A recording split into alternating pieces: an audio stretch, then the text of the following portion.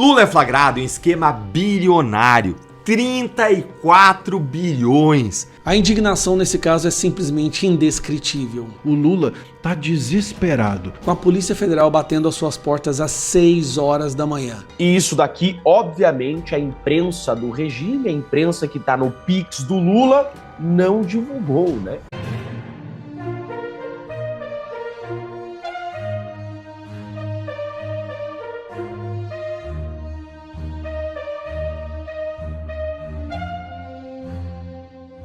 PF cumpre quase 300 mandados contra o crime organizado em 14 estados. É isso mesmo. Nesta quarta-feira, a Operação Força Integrada 3 realiza uma ação policial em 14 estados brasileiros, cumprindo 179 mandados de busca e apreensão e 93 ordens de prisão contra facções criminosas.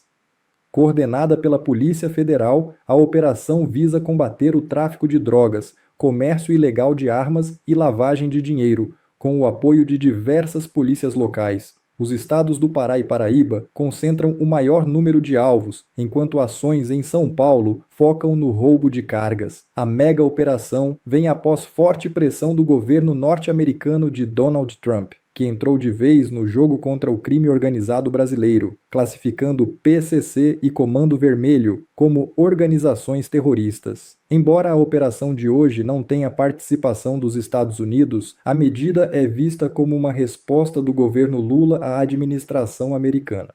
Encurralados, petistas temem uma invasão americana no Brasil caso o crime não seja combatido com firmeza.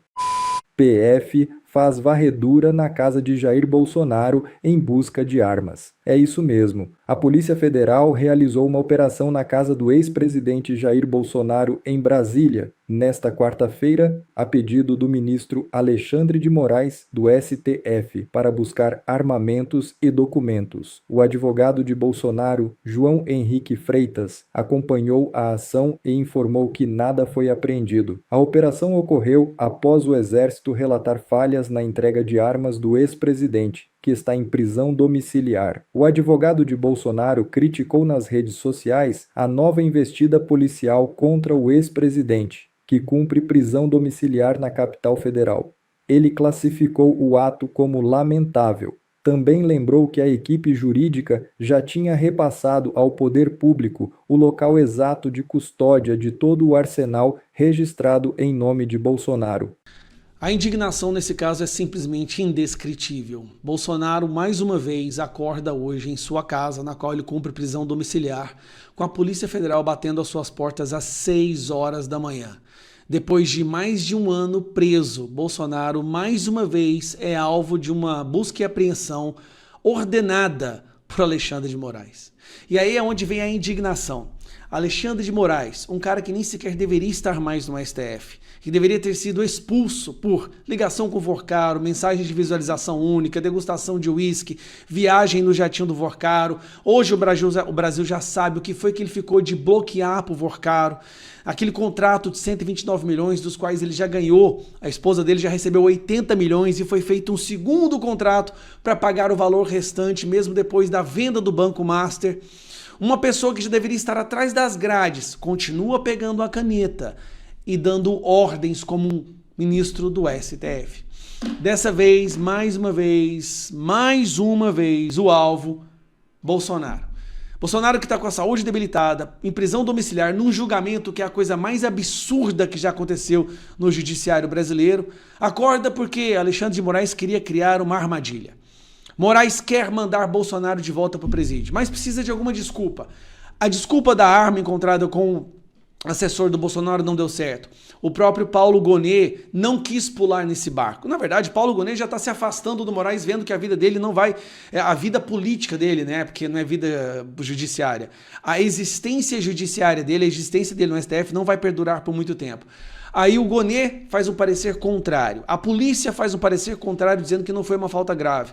Alexandre de Moraes ficou numa situação onde ele queria mandar prender Bolsonaro, mas não podia. Aí o que ele mandou fazer? Mandou fazer uma nova busca e apreensão. Bolsonaro é alvo de busca de operação da PF para verificar se há armas e munições em casa. Advogados afirmaram que nada foi encontrado na residência. Agentes teriam chegado ao condomínio onde o ex-presidente cumpre prisão domiciliar por volta das 7 horas. Não encontraram nada. Alexandre de Moraes tentou criar um teatro. Achou que iria encontrar ali alguma arma, alguma munição, e aí poderia usar isso para justificar o retorno do Bolsonaro à Papudinha, ou até mesmo ao presídio normal, mas não encontrou. Cara, eu fico indignado porque o que essa pessoa, o que o Bolsonaro tem passado nesses últimos 4 anos, ninguém, nem o pior bandido traficante que o Brasil já viu passou. Na verdade, vamos ser sincero, no Brasil, bandido e traficante, ele volta para casa, ele tem tapete vermelho, ele recebe tapinha nas costas e muitas vezes os bens apreendidos nos processos de busca e apreensão são devolvidos para ele. Nós estamos chegando numa situação do narco-estado no Brasil que a droga daqui a pouco vai voltar a ser devolvida para o traficante. Eu não estou brincando, eu não estou exagerando. Agora, um cara que não fez nada de errado, que o único crime dele foi ter sido honesto e ter lutado para libertar esse país, agora é mais uma vez alvo de busca e apreensão pela caneta de um cara que está envolvido com o Vorcaro. Me desculpa, cara. Eu não consigo acreditar que a gente está vivendo num país que está em passos largos, acelerados para um declínio moral, social e jurídico. E as pessoas aceitam como se fosse normal. O fato de Alexandre de Moraes ainda estar tomando decisões e inquéritos é uma aberração. Se o Dias Toffoli abriu mão da relatoria da investigação do caso Master por ter se descoberto que era sócio oculto e ter recebido dinheiro do Vorcaro, o que dizer do Alexandre de Moraes? Visitou, viajou no jatinho, mensagem de visualização única, ficou de bloquear a busca e apreensão e as investigações contra o Vorcaro. A esposa recebe um contrato de 129 milhões, que o contrato negociado diretamente com o Daniel Vorcaro pelo WhatsApp. O que mais falta? Até quando o povo vai acordar? É um tapa na cara todos os dias o fato dessa pessoa continuar sentado numa cadeira do STF. E o pior, ano que vem, vira presidente do STF. Ou a gente faz maioria no Senado, ou esquece, cara. Me desculpa, eu tô é arrumar as malas e ir embora.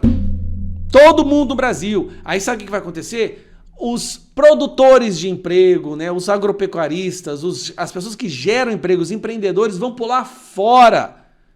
Vai ser um declínio tão acelerado. Que pariu, cara. Depois do discurso de Flávio Bolsonaro em Washington contra as tarifas, o Lula saiu na imprensa dizendo que o Flávio Bolsonaro está desesperado. Olha, eu não vejo desespero nenhum. O Flávio Bolsonaro, no dia seguinte ao seu discurso, já agendou mais 3 dias em Washington, com 3 reuniões extremamente importantes, que eu vou te contar agora quais são, e parece que o desespero está do outro lado, que o desespero está no Lula. Eu vou te explicar essa história toda agora. Bom, o fato é o seguinte: depois do discurso de ontem, o Flávio Bolsonaro cancelou uma agenda que tinha aqui no Brasil. Essa informação é do Globo, não é uma informação de site bolsonarista. Portanto, ele cancelou essa agenda que tinha em Pernambuco, porque ele vai ficar mais 3 dias em Washington para fazer 3 reuniões importantíssimas com gente do governo Trump, que é quem trata das tarifas. Ou seja, ele tem 3 reuniões com gente do Trump, gente que trata das tarifas e reuniões reservadas. Portanto, esse papinho do Lula, que o Lula e boa parte da imprensa, a imprensa estatal, a velha imprensa que vinha dizendo, ele vai lá, mas essa audiência que ele vai fazer são só 5 minutos, ele vai lá, mas o Lula não precisa ir lá, porque esses 5 minutos não importam, essa audiência é uma audiência privada, não é para governos. Então, como é que fica esse papinho agora, se por ele ter ido a essa audiência, ele cavou outras 3 reuniões importantes que o Lula deveria ter feito o papel de cavar, porque ele é o presidente e não o Flávio Bolsonaro. Então aí o Lula vem para a imprensa, como não conseguiu nem ir para a audiência e nem conseguir 3 reuniões depois, como o Flávio conseguiu, o Lula vem para a imprensa, segundo a Folha, claro, dizendo o seguinte: olha, o Flávio está desesperado para descolar a sua imagem da tarifa. Quando o Lula faz essa narrativa, ele está querendo colar a imagem de que o Flávio está ligado às tarifas. Se ele diz que o Flávio está querendo se descolar da tarifa, ele tem como pressuposto que o Flávio está colado com as tarifas. Só que o Flávio não está colado com as tarifas. Essas tarifas foram impostas ou serão impostas ao Brasil em decorrência da trágica gestão comercial, política, inclusive de política externa do governo Lula. Isso é óbvio, todo mundo sabe, não tem nada a ver com as idas e vindas do Flávio Bolsonaro a Washington, essas tarifas. O Lula é quem está verdadeiramente desesperado. E por que o Lula está desesperado? Está desesperado porque ele está vendo um senador da República fazer o seu trabalho. Ele está vendo um senador agir como presidente. Ele está vendo um senador que é o seu adversário fazer o que ele não fez. Se o Lula tivesse lá, quem sabe o Lula, não, obviamente falar inglês ele não falaria, mas se tivesse ido lá pelo menos, quem sabe essas reuniões que o Flávio conseguiu cavar, o Lula não conseguisse também. Ora, não tentou, quem não arrisca não petisca, não é? Quem não arrisca não merece viver o extraordinário, não é assim que a molecada diz hoje em dia? Meus caros, o Flávio foi, arriscou, falou 5 minutos, foi na audiência, esteve lá e agora tem essas 3 reuniões importantíssimas. E o desespero do Lula, maior, total, o grande desespero, sabe qual é? Eu vou te contar agora, mas antes quero pedir que você se inscreva aqui no canal, que a gente descobriu que 56% das pessoas que assistem diariamente as minhas análises ainda não está inscrita no canal. Pô, se inscreve aí, clica no botão de inscrição, é grátis e faça parte da comunidade aqui do canal. Bom, a grande cereja desse bolo, o grande desespero do Lula é que se houver o recuo, não tem jeito. O Flávio foi várias vezes, o Flávio falou, demonstrou e etc. Se houver o recuo do Trump em relação à tarifa, esse louro, essa vitória será inteira do Flávio e o Lula sabe disso. O Lula está querendo é o caos, ele quer mesmo é a tarifa. O Lula quer, e por isso que ele não foi e não fez nada até agora, porque ele quer governar no caos. Quanto pior, melhor para ele. Sempre foi assim com o PT. E o discurso da soberania e etc. seria muito mais fácil para ele com a tarifa na nossa cabeça. Então o Lula quer o caos para a sua campanha vigorar em cima desse tema. Nós contra eles, nós brasileiros contra os Estados Unidos. Mas se houver o recuo, meus caros, o Flávio vai sair de braçada, nadando de braçada nessa história, e esse é o verdadeiro desespero do Lula. Ou seja, o desespero do Lula é o Brasil dar certo. Não é incrível? Mas é assim. Deixa aqui o seu recado e a gente vai seguir atento, de perto, essa história.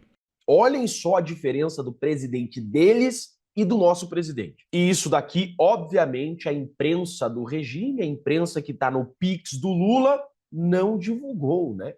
Flávio atua nos Estados Unidos contra tarifaço e enfraquece narrativa de Lula sobre ameaça à soberania. Flávio Bolsonaro esteve ontem nos Estados Unidos defendendo a soberania nacional. Flávio foi até os Estados Unidos ontem, participou de uma audiência pública e pediu para o governo americano reconsiderar o tarifaço. Uma fala exemplar. Flávio é um advogado, um senador muito preparado, justificou com excelentes argumentos o porquê esse tarifaço só prejudica o cidadão brasileiro de bem, só prejudica o trabalhador, só prejudica o pagador de imposto e só ajuda o governo Lula. Flávio pediu, então, para que o governo americano cancele o tarifaço contra o Brasil, uma verdadeira defesa da nossa soberania. Aí, a imprensa tradicional, a verdadeira velha imprensa, não repercutiu nada disso. Mas aqui está a nossa munição. Nossa arma é a nossa rede social, é a nossa internet.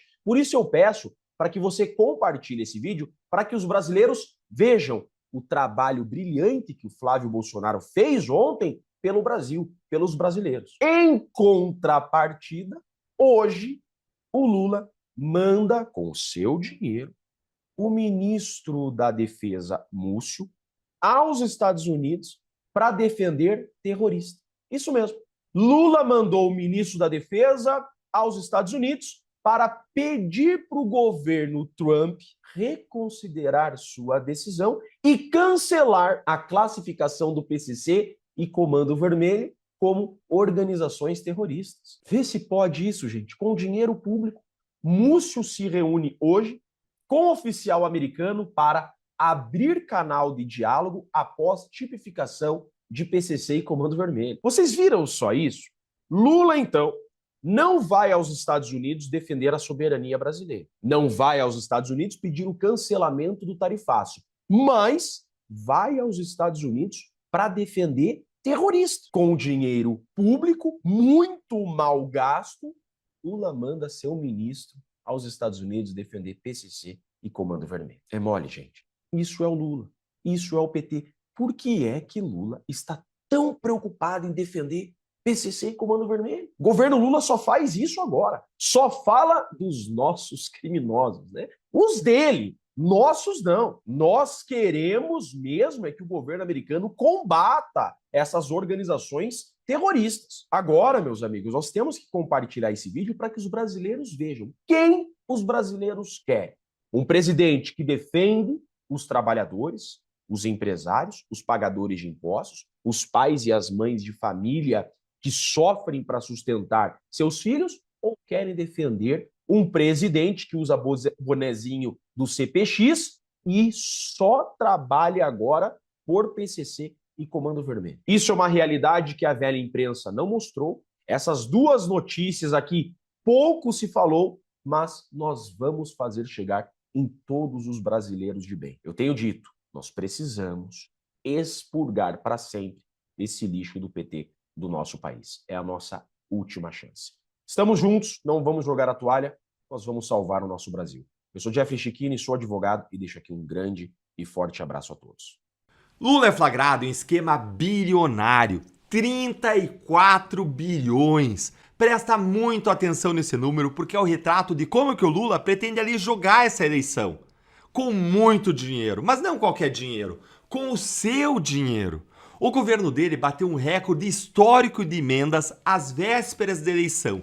Ele despejou 34 bilhões para aliados. E boa parte desse dinheirão vai ser torrado em plena campanha. Vem comigo ver isso. Olha só, primeiro, entenda o que é isso porque o buraco é fundo. Emenda parlamentar é um dinheiro público que o deputado ou senador consegue levar para o reduto eleitoral dele, onde ele troca essas emendas, esse dinheiro, por voto com os prefeitos e vereadores das cidades do interior. Ele diz o seguinte, eu levo dinheiro para essa cidade, mas você vai ter que me conseguir X votos, hein? E existe uma regra, o defesa eleitoral, que proíbe o governo de pagar essas emendas nos 3 meses antes da eleição, justamente para ninguém ficar usando a máquina pública para abastecer a campanha. Pois olha o que o Lula fez bem na boca do defeso. Leia aqui comigo o que foi que o Estadão revelou. Lula paga recorde de 34 bilhões em emendas antes das eleições e irriga campanhas de parlamentares. O governo de Lula pagou esses 34 bilhões em emendas em 2026 até o dia 4 de julho. 33 bilhões 890 milhões. É o maior valor da história num período pré-eleitoral, mais do que foi pago no ano de 2022 inteiro. Mais do que o dobro de todo o novo PAC do mesmo período. O Lula ele tem dinheiro de sobra para emenda que rende voto, mas ele não tem dinheiro para você, né? Continua comigo aqui, ó. Olha aqui o que o Estadão mostra aqui. Pelo menos 24 bilhões foram pagos sem a conclusão de projetos e obras e o dinheiro poderá ser gasto em plena campanha eleitoral. Você sacou a manobra? Eles pagaram adiantado antes de a obra existir para que o dinheiro esteja nas mãos dos aliados bem durante a campanha. Não é investimento, meu amigo. É combustível eleitoral bancado com o seu imposto. Quem que foi o campeão das emendas?